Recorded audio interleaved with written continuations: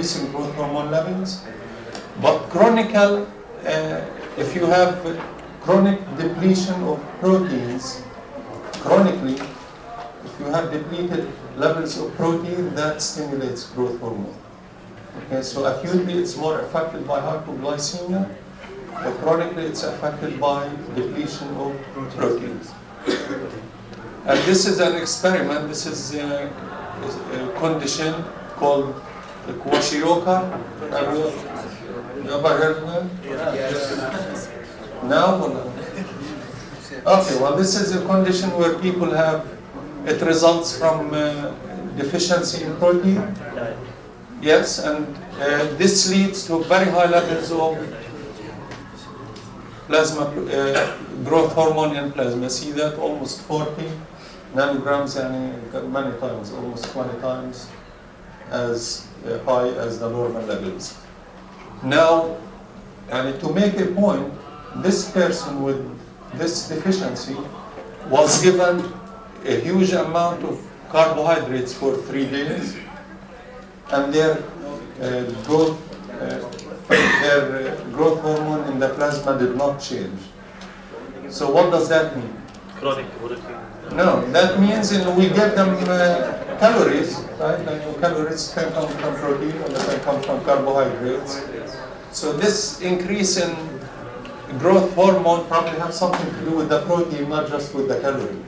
And remember, if you're protein depleted, that means you probably are not getting enough calories.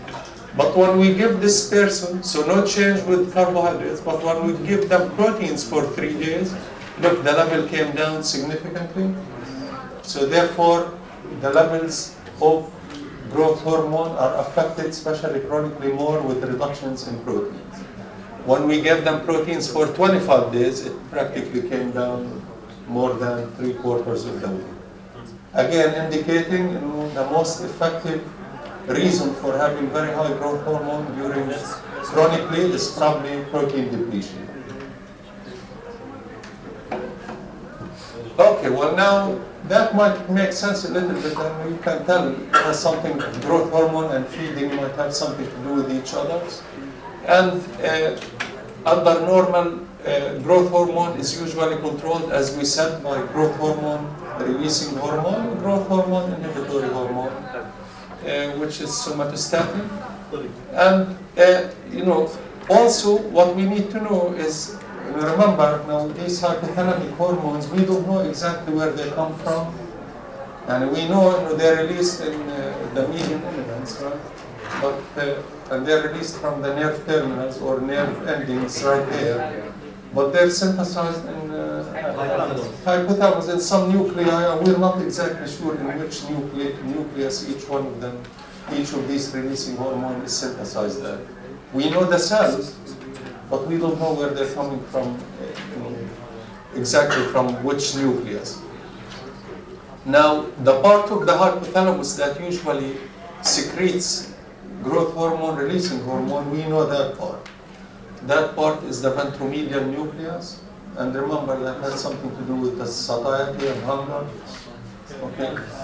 So there, and again, usually when you're hungry, you think you would be hyperglycemic or hypoglycemic? Hypoglycemic, so that stimulates growth hormone, releasing hormone in the ventromedial nucleus. That probably stimulates growth hormone. That's a very likely hypothesis. Okay, and then somatostatin, which inhibits growth hormone. It seems that it comes from areas in the hypothalamus that are near the periventricular nucleus, not to be confused with the paraventricular. Okay, and that's the area that's also responsible for satiety. Okay, well now.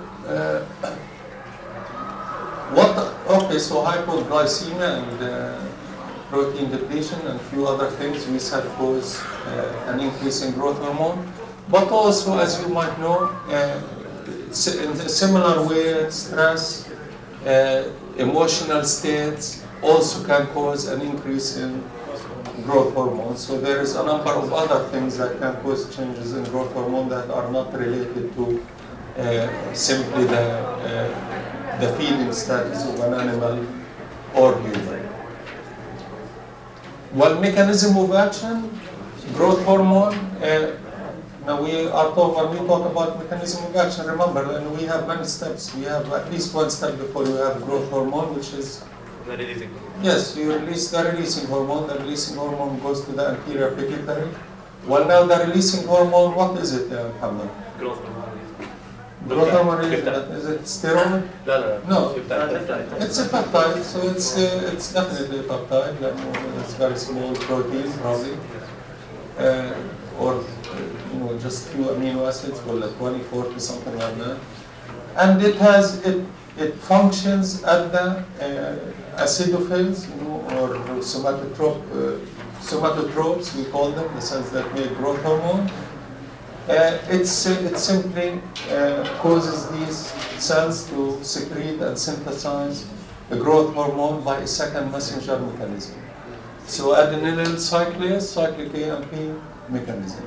This mechanism for this particular case has two effects. One, it increases the calcium concentration inside. And what does that do? Oxycytosis, لأنه في عندنا already some growth hormone right there.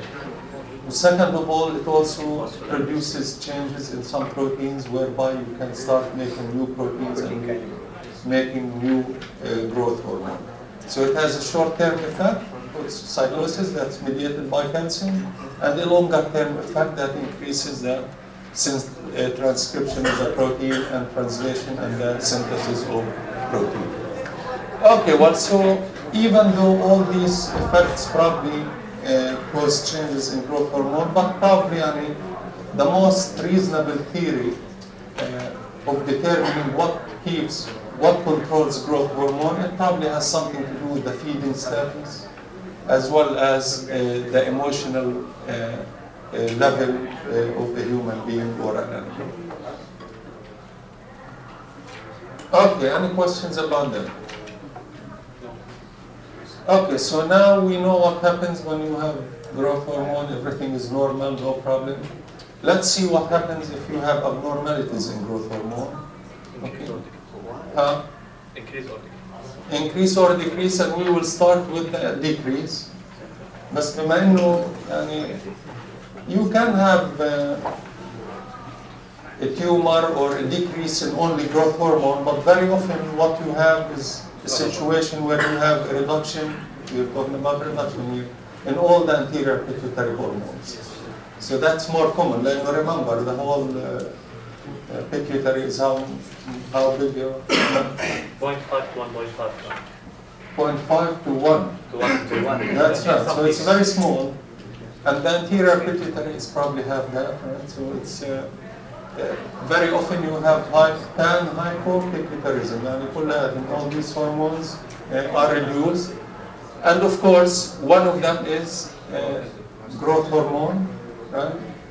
And very often this results from a tumor that destroys most of the anterior pituitary, so everything goes down. All these hormones that we know come from the anterior pituitary. And of course, one of them is growth hormone. If you have almost no growth hormone, are you going to be a dwarf or a giant? A dwarf. So that will be, you will have dwarfism, one of them, but of course you have also less thyrotropin, right? So that means you will have less thyroid hormone. You will have less adrenocorticotropic hormones, ACTH, so you will have less hormones from the adrenal gland. And you will have less gonadotropes, right? FSH and all that, so you will have not much testosterone. And more productive. No less productive. Yes. More productive. What do you think? More productive? Where does productive come from?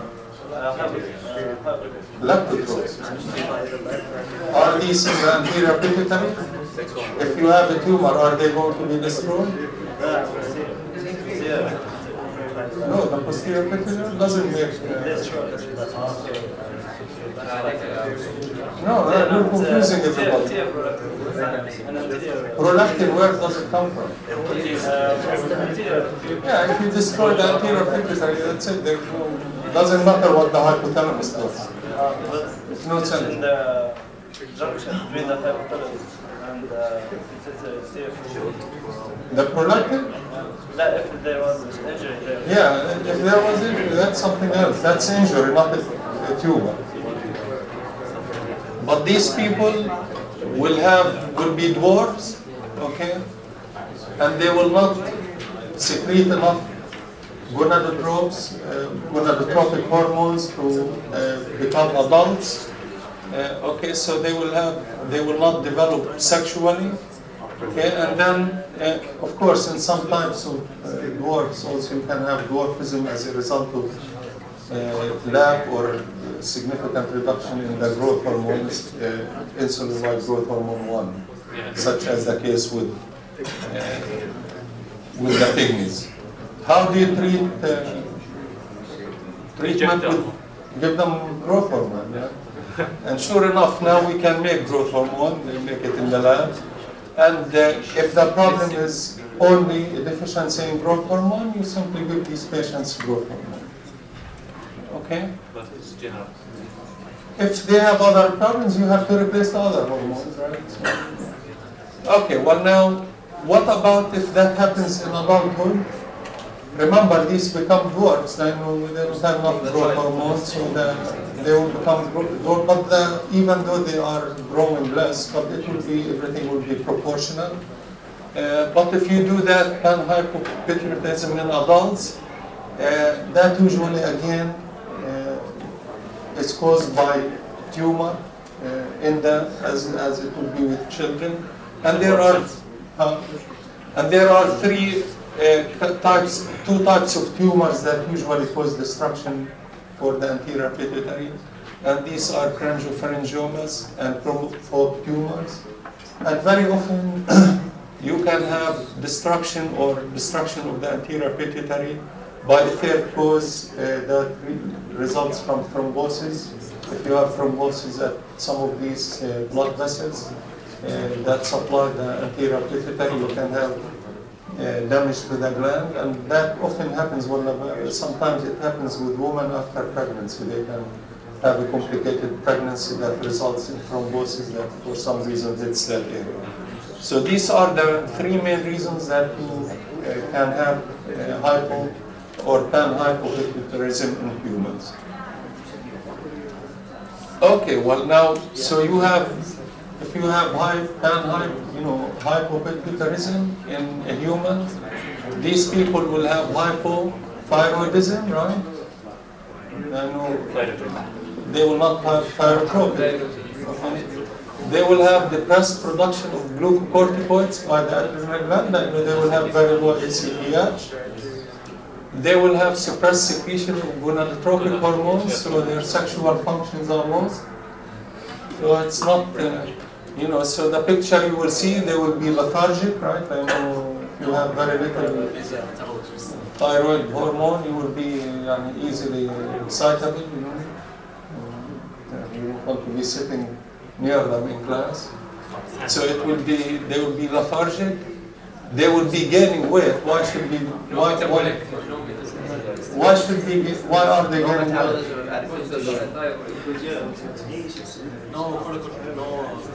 Well, because remember, growth hormone enhances the use of fats for energy. So if you don't have, and of course it's anabolic. So if you have very little of that, you will have a lot of fat, less proteins. Okay, so you'll be lethargic and overweight, and you have lost all your sexual functions. It's not a very pretty picture. Okay. Abnormalities. So we finished with dwarfism and panhypopituitarism. What happens if you have a hormone that's secreting a lot of growth hormone? You will practically have the opposite. If that happens to you while you're a kid, you will become very tall. And sometimes these people can become 8 feet tall. Yes, 8 feet tall. There is no restraining. The growth is not restrained, so they will become very tall. Okay, and again.